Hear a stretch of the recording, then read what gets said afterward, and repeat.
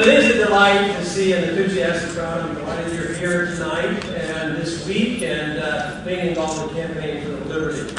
Because in many ways, that's what all of us are doing. And in many ways, I've done it for a few years. And, since we started this organization 4 years ago, I guess, I got to name it, and I thought, well, why don't we call it something that I've been doing? Campaign for liberty. That's what we'll call it. So that type of campaign goes on for a long time until we win. And since the world is imperfect, we'll never have perfect liberty. But if we don't campaign for liberty, the other side is going to keep campaigning for statism and big government, and they are our enemy, and we must stop them.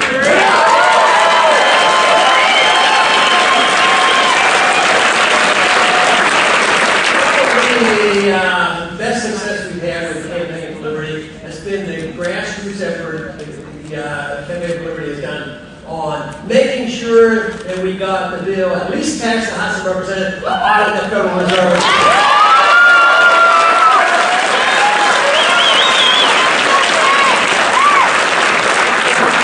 Not only that, we're getting the legislation passed in the House, and who knows, we might still get the rest of it done in the Senate, but we don't know. But the more important thing is calling attention to the American people the issue of monetary policy. They're never going to put that back in the bottle, let me tell you. People know now the importance of monetary policy, the Federal Reserve. Thank you.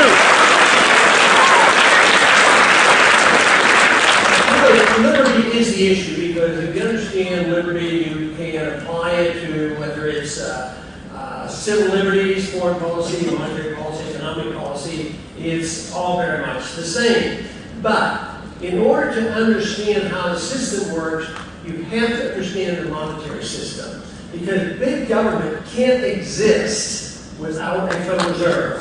It just wouldn't happen, because Congress would have to pay their bills. And with the Federal Reserve, they're able to deceive the people, pretend that they are not being harmful, and delay the payment, and that's what this is all about. Now, Bernanke, this week as usual, and all the Federal Reserve chairmen that I have met always say when they get into trouble, they can't seem to get out, they say, well, Congress has to do more. Of course they should do more, they should do a lot less, is what they should do.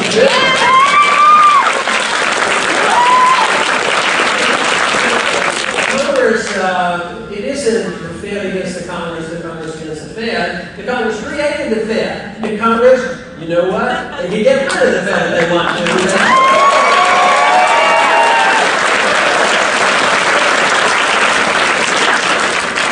But if there are special interest groups, as there certainly are in this country, that support the warmongering going on in the military-industrial complex, and if they had to tax the American people to pay all the bills for all the wars, just think in the last 10 years, the national debt went up over $4 trillion just for the wars that we have been fighting in the Middle East. And just look at the disaster in the Middle East today. 11 country embassies being demonstrated against with violence against Americans because for some reason they don't like us dropping drone missiles on their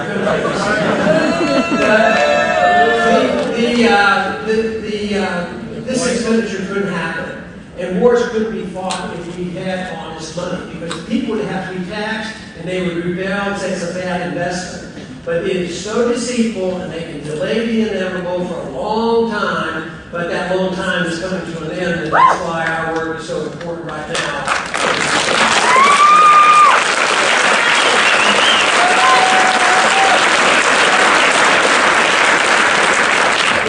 True about domestic welfare spending. If you paid all the bills, people would rebel, and everybody would know how much it's costing. But if you can run up the deficits, and there is an absolute agreement that the Fed is going to monetize it. They're going to buy the debt. If not, what happens? Interest rates go up.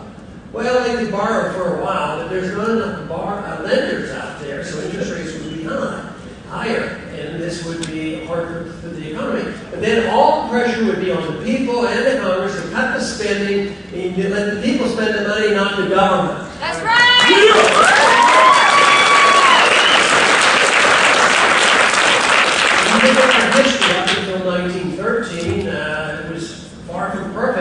but the size of government didn't have steady growth. And it was the inevitably bad year of 1913 that changed, our history so dramatically. Bringing in the Federal Reserve, changing the foreign policy that said that we're going to make the world safe for democracy. We'll have to fight one more war to end all wars, and you know how well that has worked out. Create an income tax, and just think of the past 100 years. But as I have tried to say so many times, and certainly tried to point it out in Tampa, is it's all coming to an end, and we should be grateful that it's coming to an end.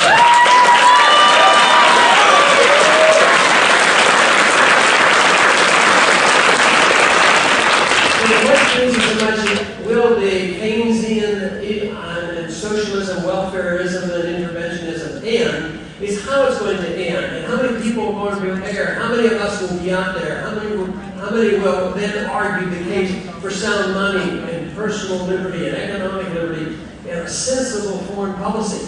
That is what we have to have out there. Now, it'd be nice, as I suggested in the campaign, there's no reason why we can't have a transition. We can move from one to another. We could turn down the spigots of spending and bring our troops home and cut back on spending and work our way out of this. The odds aren't very good that's going to happen. Just this week, there was efforts at continuing resolution for 6 more months. And the one thing for sure, the party that's in charge of the House of Representatives made sure that the military budget went up 26% on the continuing resolution.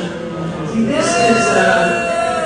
this is the reason why I'm convinced that we are going to keep doing the same thing over and over again. When are we going to see that the Fed all of a sudden is going to be a good manager? I mean, we saw what the Fed does this week. I mean, they've been trying for 5 years to bail out a system that collapsed because they spent too much, borrowed too much, printed too much. So what did they announce this week? Well, what we need to do is we really need to print money, and we cut QE1 and QE2. Now we're going to have perpetual QE. And now we're going to get $40 billion new dollars every month, which is nearly $500 billion a year. And if necessary, they'll increase it and guarantee low interest rates for another 3 years. And then they wonder why people don't get their confidence restored, and they don't know. People get confused on what to do. But there's one reason why they get confused, and that is the most important thing for individuals to make decisions on business-wise and investment is the issue of interest rates. Because in a market economy, if people save money, they drive the interest rates down. And the businessman says, oh, interest rates used to be 4%, they're now 2%, this is the time I invest. That's a big deal. What happens if nobody saves any money and interest rates are 0? And then you get really malinvestment. The money is printed, passed out to the banks for free, and then they can put it back into reserves and get interest paid from the Federal Reserve, or they themselves, or the banks, or the Federal Reserve buys debt. And there's no incentive to go out and invest in a risky economy, because the more the Congress interferes by passing more laws and not knowing what the tax code would be, passing socialized medical programs and on, people don't have their confidence restored. So this is the reason that we are going to go on like this. We do not know when it will end. It could end soon. It could end later, a year, 2 or 3. Who knows? But I believe we're getting awfully close to this. Then this is where our efforts has to pay off. Because the Campaign for Liberty is actually trying to get more people to not only understand it, but don't at least not be hostile to freedom. Because freedom,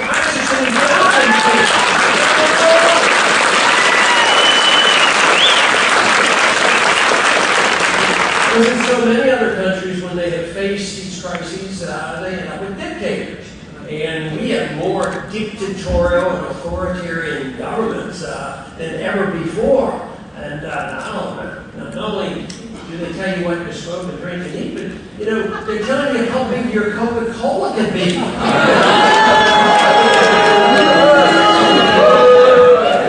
And it's pretty absurd when you get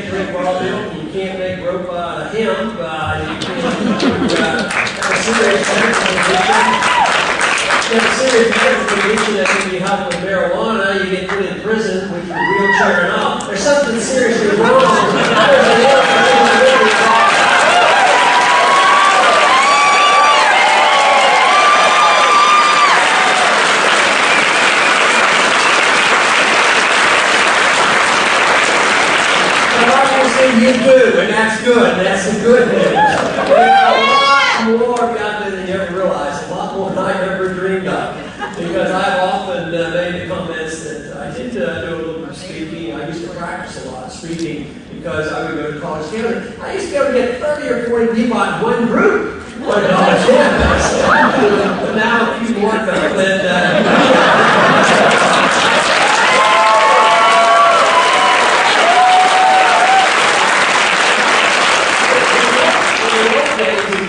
if you were running as a conservative Republican, you go to a conservative campus, you get a nice crowd out, you get all the pluses. Hey, this is great. But if you went to Berkeley and you ended up getting a big crowd, even the University of Texas is saying, hey, you're in Austin, you better be careful.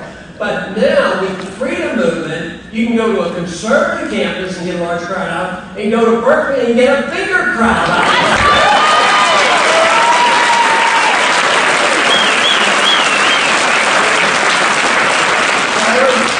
That's my point. Freedom brings people together. People who believe in freedom for different reasons, we all should come together. It should eliminate this whole concern about diversity. Whether you want to spend your money, save your money, or whatever, or waste your money. In free society you can do it. But if you waste your money, don't go to your neighbor and say you have to bail me out and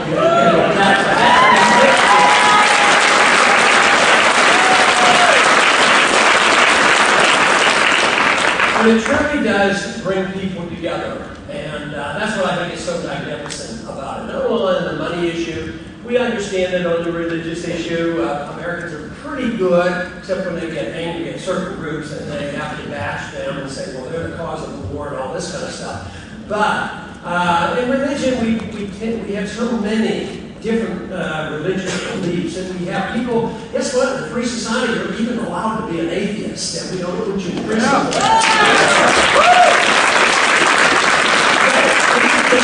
What you believe, it is what you're allowed to believe.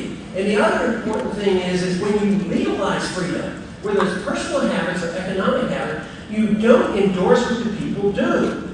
And that's a big difference. A lot of people will come up to me and say, well, I agree with you, this drug war's horrible, it's all this bad. But I can't endorse, people doing those things, to their body. We have to protect them against themselves. I think the politicians and bureaucrats know more about protecting you against yourself than they do themselves. Like I said, that doesn't work. And this whole notion that we have to depend on the government to tell us what our habits should be. But if we allow people to make these decisions, in economic it's easy, socially, in religious sense, the First Amendment, it's a philosophy of tolerance. But tolerance is not endorsement. And if you get to keep all your own money and you gamble away and lose it, that doesn't mean I endorse gambling. Well, like I said, though, if you have a lifestyle that punishes yourself and you suffer from it, you cannot use force to be taken care of by other people. You have to suffer the consequences.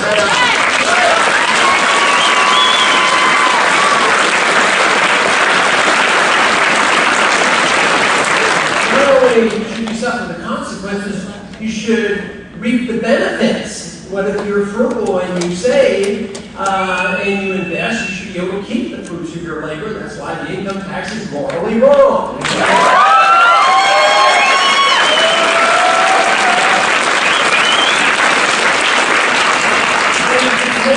With the government that we have now and put up with for so long is, instead of being the protector of private property, they destroy the concept of private property. Instead of protecting and enforcing contracts, they interfere with the contracts and put force on it and manipulate things. So this, they're working perversely. Constitution as well as the Coinage Act of 1792 is don't counterfeit. It's a serious business. But what do we have? We have the Federal Reserve as the chief counterfeiter of the world.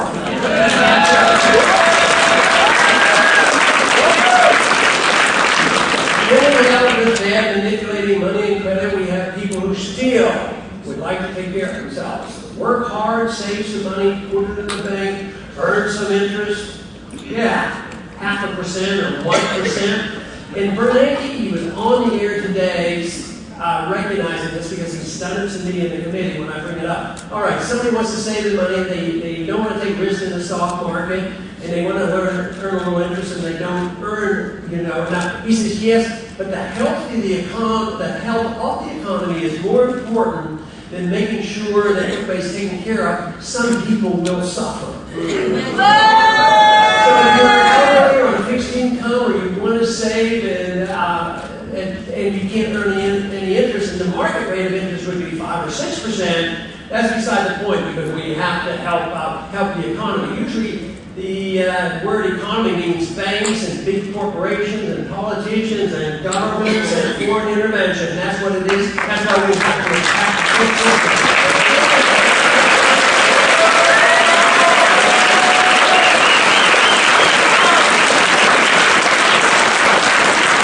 The good news is that a lot of people are hearing this message. You have helped to spread it. The internet spreads it.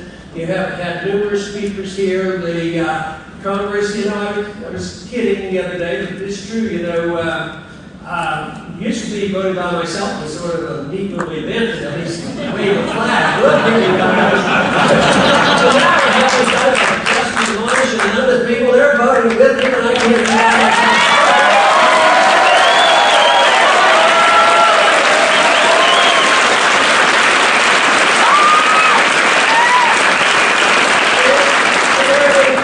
people, then it won't be fast enough. We have to keep doing it, but setting a standard and setting a record is very, very good because people are watching and they will be encouraged. And this is why, no matter if we can get the good people in Congress, they have to be principled and stick to their guns. We have to keep working with the Campaign for Liberty. We have to change people's minds. Ideas do have consequences. Bad ideas have bad consequences. So these things are powerful, powerful weapons that we have. And we have to decide the truth we're on the side of truth, which makes a big difference. If freedom is the answer, and authoritarian is something that has been around for thousands of years and has always failed, undermining personal liberty, we have truth on our side. And we just have to energize people. We have to get their confidence back. This is what's happened to American people. They've lost confidence in true freedom. They say, well, yeah, freedom is good. That's a good thing. But you have to give up some of it to be safe. How can you have a safety net? And how can you be protected against terrorists if we didn't have TSA? I think that's a little bit confused thinking, and I think more Americans are beginning to understand this. But private property would solve all that problem at the airport. The people who are supposed to provide the security are the airlines, not bureaucrats that belong to labor.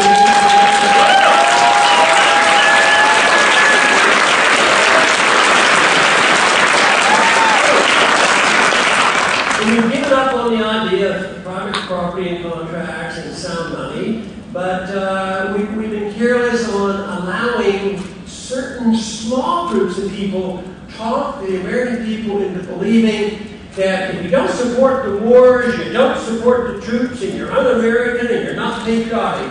Guess what? The people on active military duty have spoken. They have been very vocal, and guess what? They support the cause of liberty. They supported our campaign and said these wars are unnecessary and not necessary.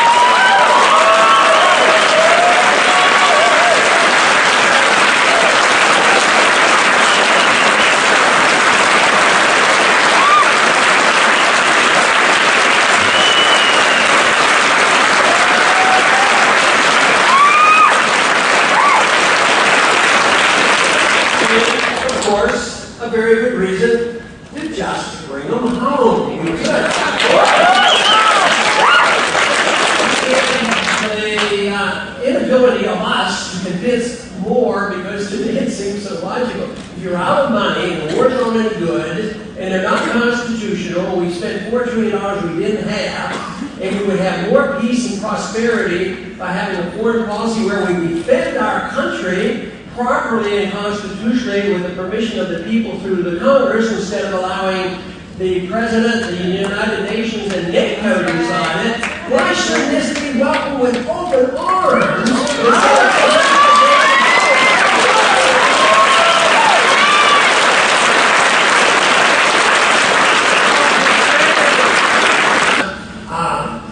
Your role is very important, and that's why I work very hard and encourage all the team on the Campaign for Liberty to be involved. I'm glad you're here and want to assume, some responsibility.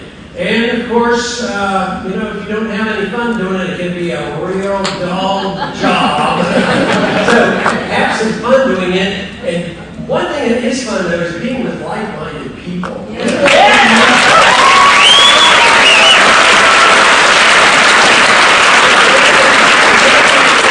I like to be with people that are like-minded, that might have a completely different attitude about what their social values are, and what they want to do with their money, and how they want to do it. Because I can just sort of smile and say, well, I wouldn't do that.